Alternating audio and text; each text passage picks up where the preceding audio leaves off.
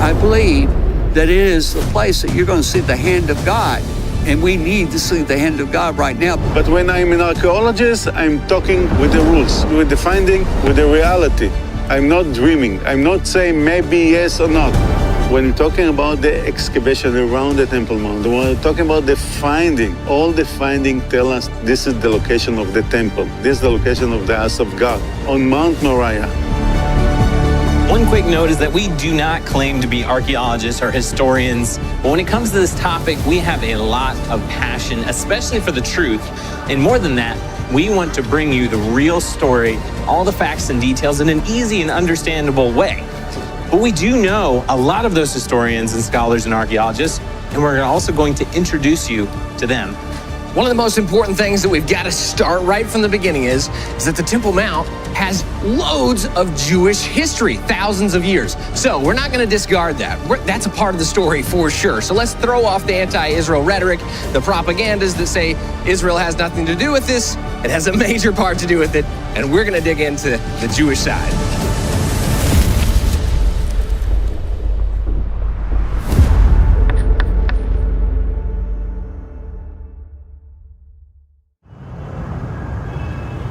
The alternate location theory places the temple not in the traditional site, but down below to the south in the city of David.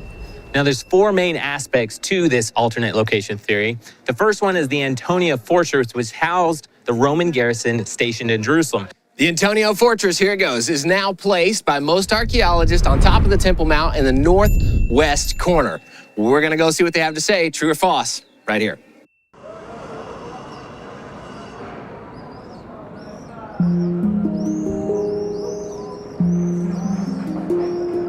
When the alternate location theory talks about the Antonia Fortress problem, there's basically two aspects to this. First is the size of the Roman garrison that would have been stationed at Antonia. When Josephus, the historian, mentions the Roman garrison, he uses a Greek word that this theory translates as legion. A legion was 6,000 soldiers, and the theory also says that there would have been 4,000 more people that were attachments to the soldiers. That's 10,000 people. And what they say is that there's no area big enough in Jerusalem to hold 10,000 men, except for the Temple Mount Plaza, which is 35 acres and which is kind of similar in size to some of the other Roman forts in the area. Now, the second thing that they talk about is that history tells us that the Antonia Fortress overlooked the temple. We even see this in the New Testament. Now, if you believe that the temple is in the city of David, which is below the southern part of the traditional side of the Temple Mount, this theory makes perfect sense. It sounds really good, and we have a big problem here. Or do we? Because there's some holes in this theory, and we're going to talk about that. So we're going up to the Temple Mount Plaza now, the traditional site. We're going to check out the Antonia Fortress. Is there any remains? We're also going to read a few quotes, old quotes from Josephus.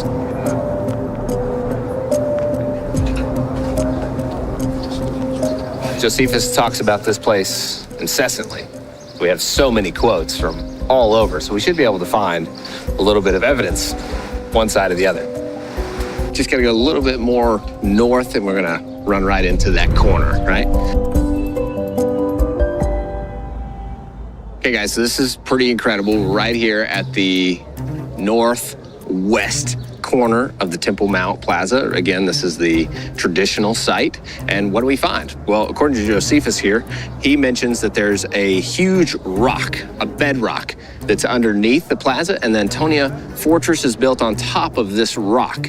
So, as we see right now, in this northwest corner, what do you know? There's a huge bedrock, massive bedrock that extends this entire northwest corner. We can see it right here for ourselves. And according to Josephus' writings, it's very clear the Antonia Fortress was just built just on top of this bedrock.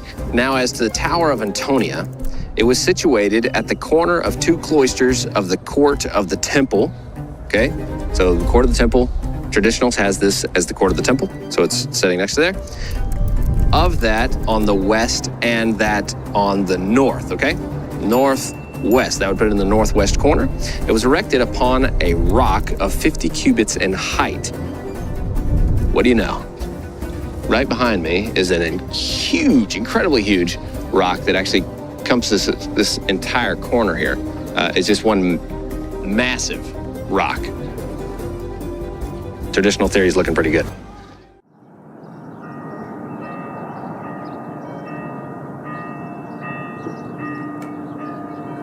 The first thing you should know about the Antonia fortress is that it is not a traditional Roman fort. It began and was constructed as a Jewish fortress manned by Jewish soldiers, later repurposed and renovated by Herod and renamed as the Antonia fortress. And then when Rome came and had to guard the city of Jerusalem, they stationed a Roman garrison there. Now, there is a debate about the Greek word. Was it legion? Was it cohort? Legion is 6,000 men. Cohort is 600 men. I know that those that are putting forth the theory that it's down at the city of David, they say, oh, well, the Temple Mount was really the Fortress Antonia. And they say there was a legion there. Actually, the word in Greek is identified as a cohort. A cohort is about 600 men at max, whereas a legion is 6,000. The Antonian forces didn't build for example, for a legion. Okay, he built for a unit to protect, to look, to be there, but not more than that. We have a much bigger problem, however. Are we looking for a location that can house 600 or 6,000 Roman soldiers, or are we looking for a location of the Jewish temple, the Second Temple period, that can actually facilitate nearly 3 million pilgrims? How many people do we have that are in the temple? On a daily basis, we have the letter of Aristeas. It says there were 700 priests. And it says it's not counting all of the individuals. So if you have 700 priests, you have 700 Levites, that's 1,400. How many worshipers do you have on a daily basis? Well, you're going to go into the thousands, literally into the thousands. But let's go to the festivals. We have the command for the people, they are to journey to Jerusalem for the festivals, right? Josephus records numbers for us. Now, these numbers, he's going to list the number of lambs that were killed. This is in Jewish Wars, Book 6. He lists the numbers of lambs that were killed for one Passover, and you have to multiply that by a minimum number of 10 and a maximum number of 20. What you end up with coming to that particular Passover is over 2 million individuals. Now, it's much more important that we have a large enough location for the Jewish temple that can host nearly 3 million Jewish pilgrims than it is to have a location that can facilitate 600 or even 6,000 Roman soldiers.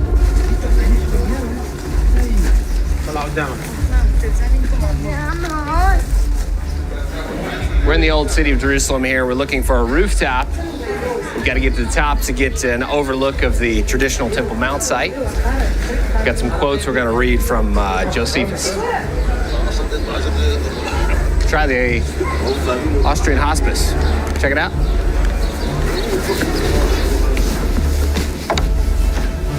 Whoa, incredible. That's exactly what we're looking for.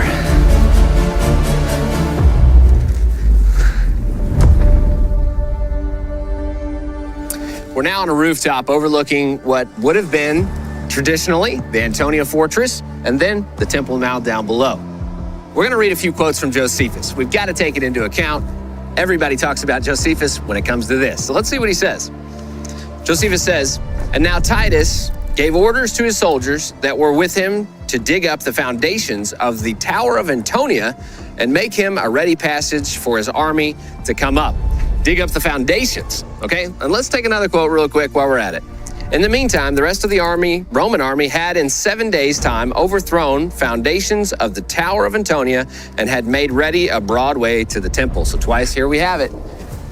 Antonia Fortress, the foundations being dug up by the Romans right here in Josephus. So here's the point.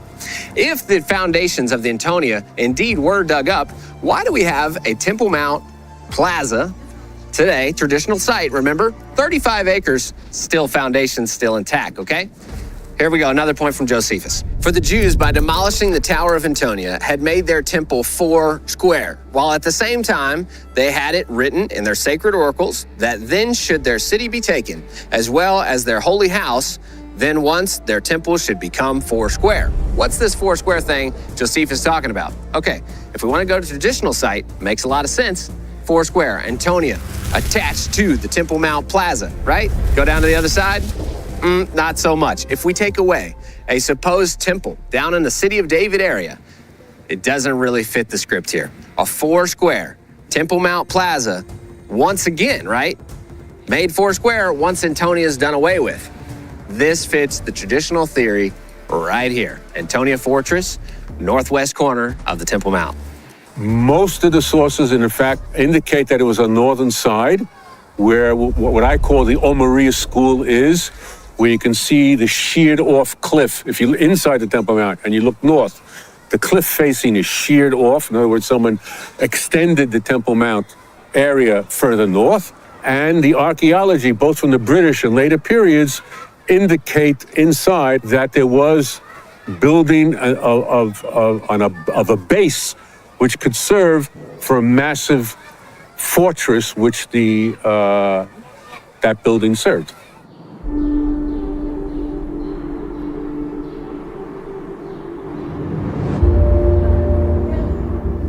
We also have a major numbers problem. Even if we take the most conservative estimates of the size of the temple and the standard size of the cubit, which is between 18 and 22 inches, what temple experts determine, somewhere between 18 and 22 inches, but even the smallest standard of a cubit at that time was 14 inches, okay? So it can't be smaller than 14 inches.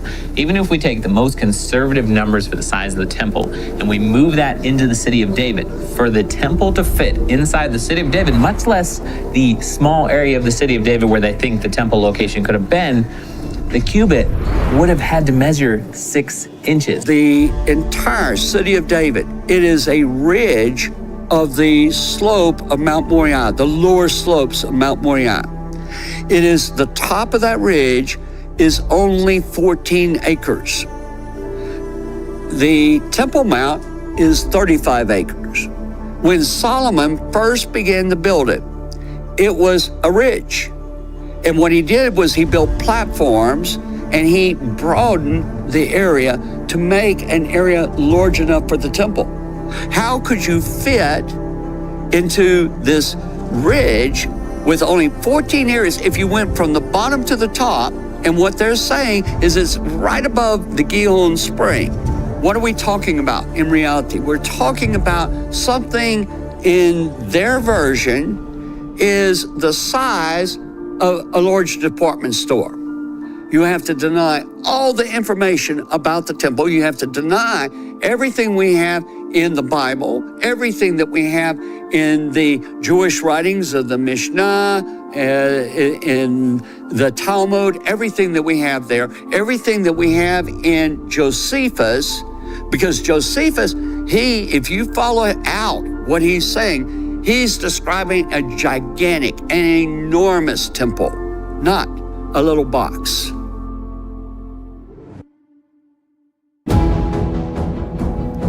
One of the biggest problems we run into by placing the Jewish temple on the Temple Mount, its traditional location, is a water issue. According to archaeologists, the only freshwater springs in Jerusalem are the Gihon Springs, which are in the City of David. Now, with water being a very important component, if not one of the most important components to the temple, if we don't have a freshwater source on the traditional side of the Temple Mount, this is a massive problem because you need water for things like sacrifices and offerings, and people need to be cleansed. However, if we place the temple in the City of David with the freshwater Gihon Spring right next to it, then everything suddenly seems to make perfect sense. Or does it make sense? Let's look at the facts.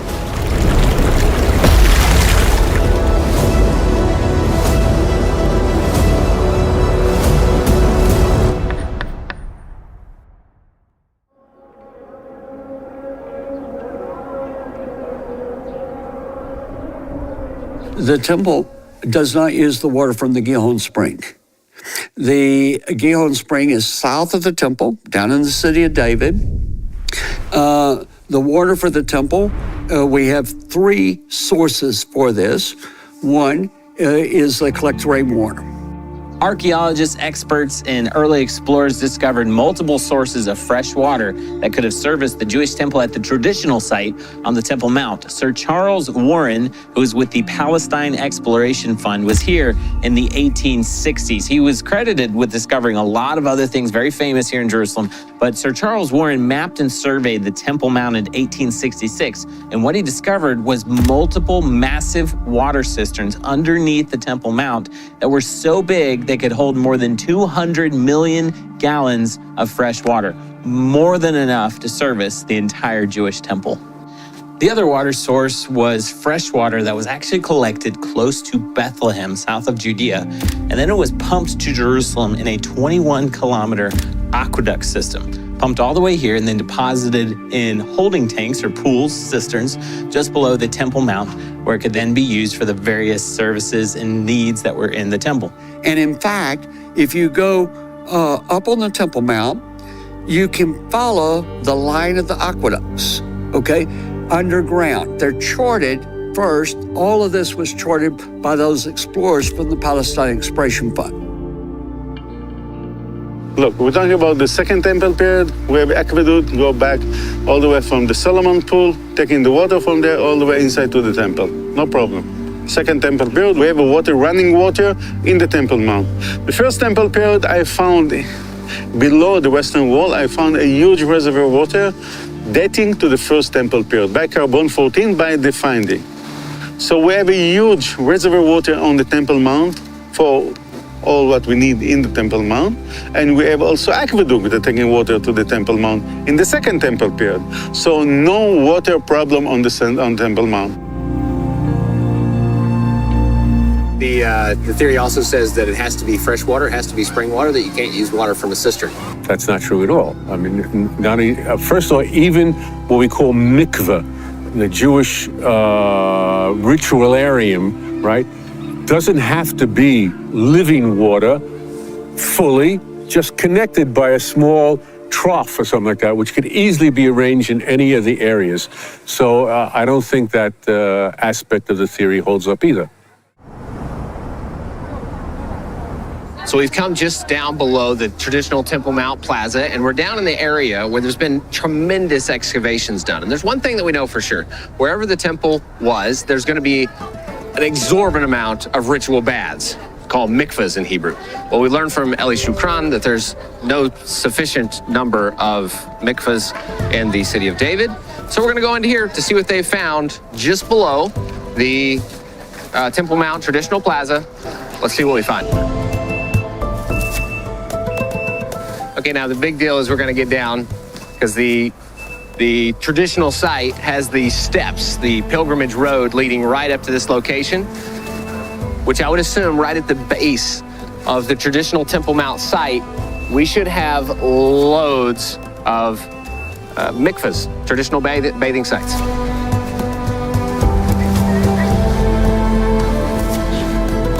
So we have thousands of years of writings that talk about how there's mikvahs, ritual baths, all around the Temple Mount location. And as you can see here, this is definitely an archaeological site. So not only do we have writings, now we're on the site. What do we find? Well, we have the ritual baths all around this area, and then we're gonna come here. If you have a ritual bath, what else must you have? We've gotta have water. Okay, this is one of tons more. This is a cistern, an ancient cistern, and there's literally just loads upon loads of these holding, get this, holding millions of gallons of water. If we look around us here, boy, this is like archaeology at its finest. We have a plaza, we have cisterns, we have mikvah, cistern, mikvah. Like, this is definitely something to this. The pilgrimage road, we're talking about traditional theory here.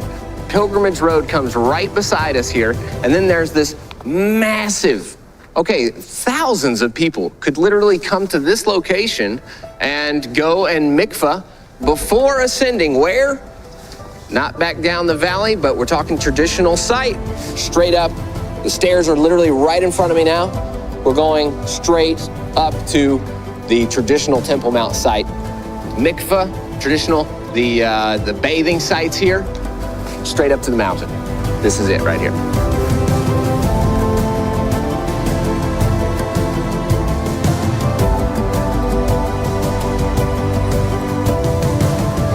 City of David down below. Mikvahs.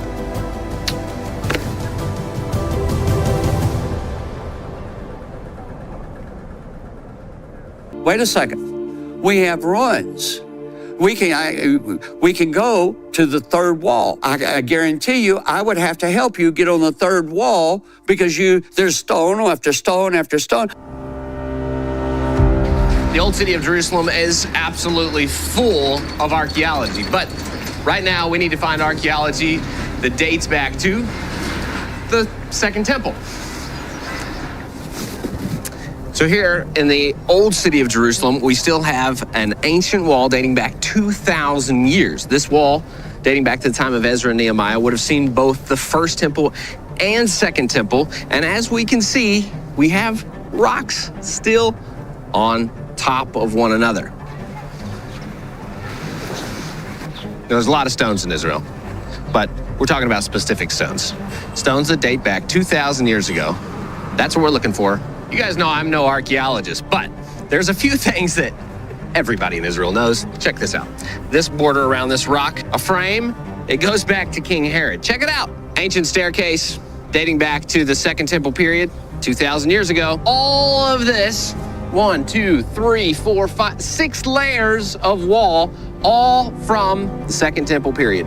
Rocks stacked on top of each other, stacked on top of each other, stacked on top of each other. 1, 2, 3, 4, 5. Rock 1, rock 2. 1, 2, 3. 1, 2, 3, 4, 5, 6 layers of stone. According to historians, Titus himself actually left this section of the wall just to show the magnitude, the incredible infrastructure of the Second Temple period walls around Jerusalem.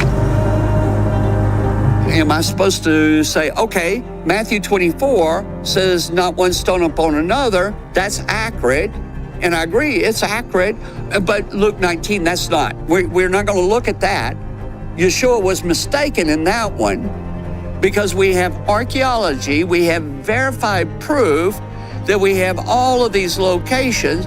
What I submit to you is not one stone upon another is an expression, meaning total ruin. The city was in total destruction. So was every single stone torn down? No, but history does tell us that the Roman army completely leveled and destroyed not only the temple, but the whole city of Jerusalem. And then subsequent Roman armies came and put down revolts and drove the Jewish people out.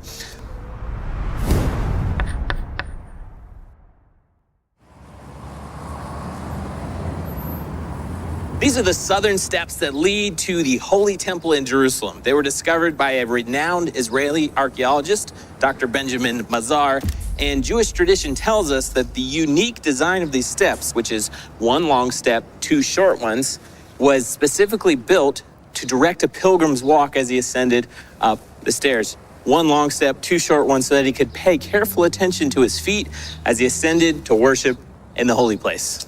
On top of that, remember the alternate location theory that says that the Antonia Fortress stood above us here, and these stairs, with that theory, being the quick access down to the Temple Mount Plaza, alternate location, City of David. So, pull it back around. We're back to traditional site theory. Temple Mount has to be above us.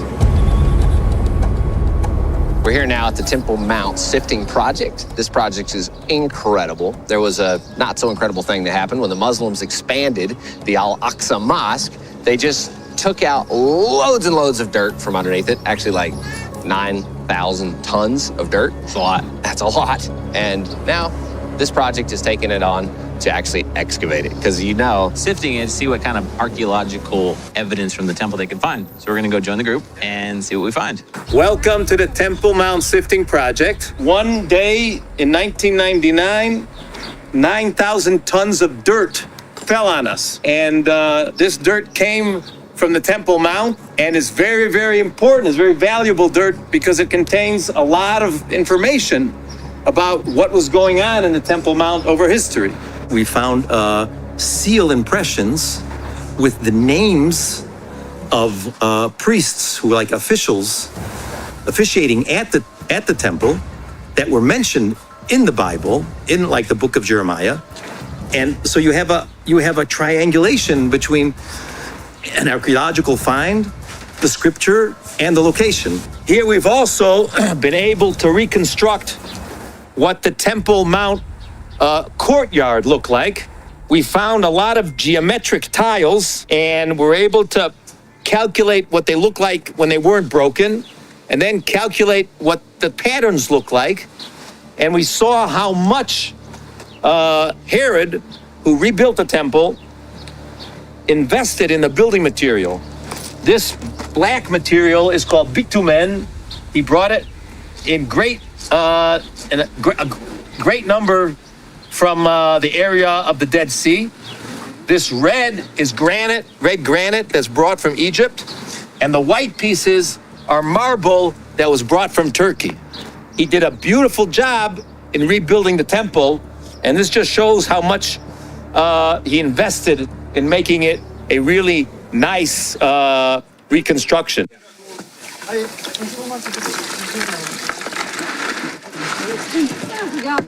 Ready? Yep.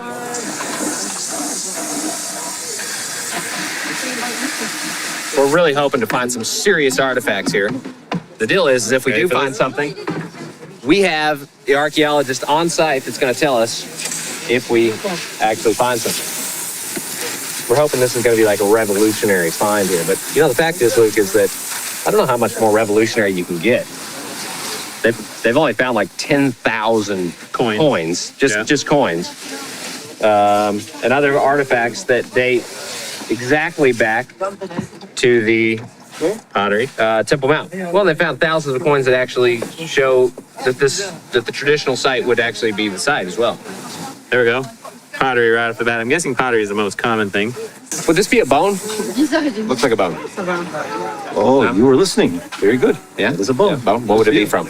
That looks like the rib of a lamb. I've seen these before because I eat lamb. I eat this stuff. Yeah, most likely. What would it be? Temple service, maybe? You never know.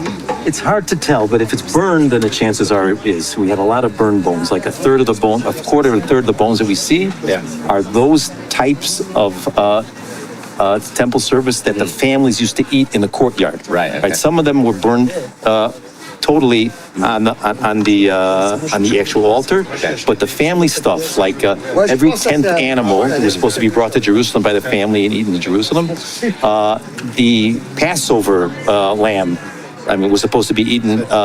Was supposed to be eaten in Jerusalem that night. So that's we. And you find a lot of burned bones. Yeah. Well, that's the bones just from the past few weeks. Yeah.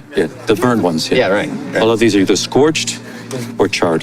Which would, coming from off the Temple Mount, you would expect. Especially because according to Jewish law, the Passover lamb, which you had hundreds of thousands of people eating on Passover Eve, had to be roasted. Yeah. Had to be roasted on the fire. So that's what we think this is from. Amazing. Yeah. The pottery here. Now, if you ask me, that looks like a mosaic. Perfectly round. I don't think rocks naturally come this way. We'll have to find out. But look at this thing. It's got to be mosaic. Cut perfectly from the Temple Mount. Just think of the story this could have behind it. Think about who would have walked on top of that. Just let your mind go wild there. I don't know. But Temple Mount. They found 10,000 coins from here. They found all those pillars, marble, mosaics, glass. All right, guys, look at this. I don't know how old this is, but it's some kind of crazy piece, and it's maybe gold actually in here, literally. Look at that. Incredible. Look at all that color. We just found it right here. Incredible stuff. Look at this. There we go. Could you give me an estimated number, just on your project alone? How many pieces have you found that point? We have, I don't know, probably over 750,000 pieces that the assumption is that they come from the Temple Mount. That because they're connected with the temple period there. Yeah. So it's not a theory. We're talking facts. we're talking scientific facts, okay? Which are always a basis for discussion, but they're there. Other thing that we can understand, on the top of the city of David, we have a neighborhood, we have houses that go back to the 1st century. We have private houses with the ritual bath, with all that kind of. If I have a private houses, I have a ritual bath, I have all that kind of finding, how I can say that this is temple? You cannot build a temple when you have houses that go back to the end of the 2nd temple period. It's not work. It's not work like that. What about the small room that they speak about? It's not the small room. I found it. This is my finding. And this is very, very, very important finding. It's go back to the 18th century BC. It's go back to the Abraham time. It's go back to Melchizedek time. And this is the time when they built it. So there is no connection to King Solomon. The end of this place, it's 8th century BC. In the time of King Hezekiah, we're talking about 200 years late than the Babylonians destroyed the first temple that King Solomon built. I was working in the city of David around 18 years, every day. If I was found even a small finding that we can say that this is a temple around that, I can tell you, okay, maybe. But there's no evidence about that, even a small evidence that say in the area of the city of David was a temple.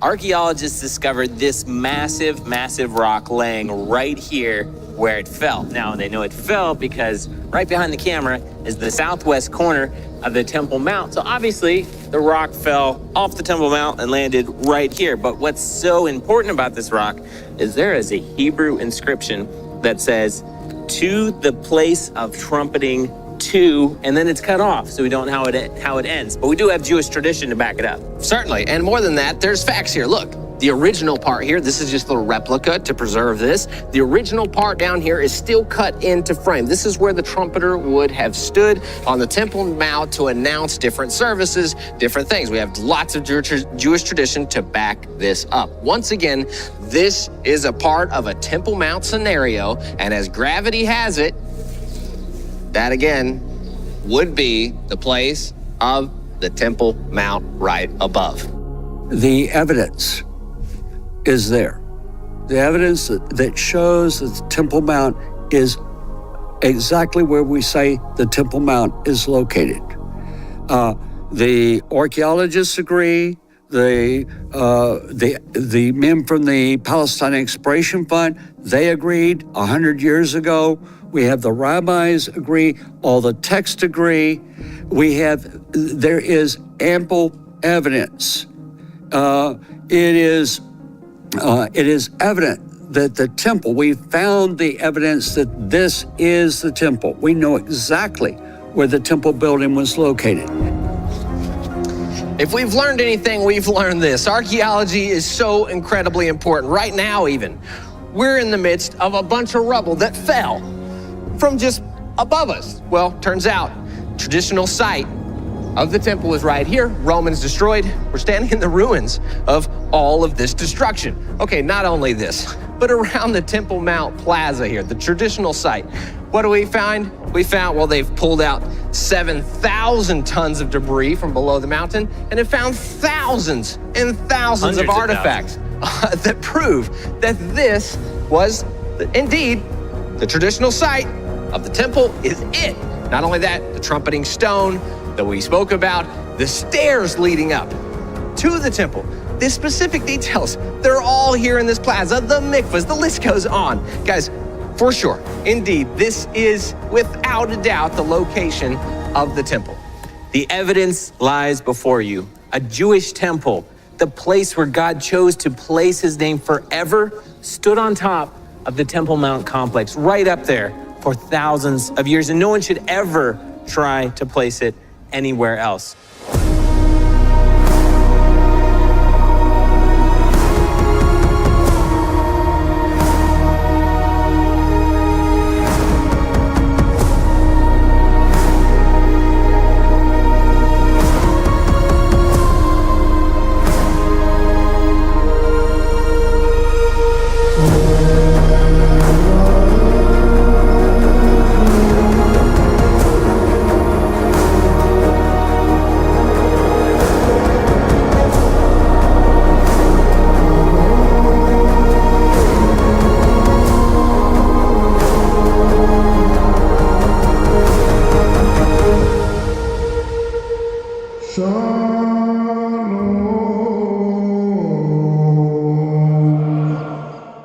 Hey everyone, if you enjoyed this, don't forget to like, leave a comment, and subscribe. It really helps a lot. Thanks for being here, and I'll see you in the next one.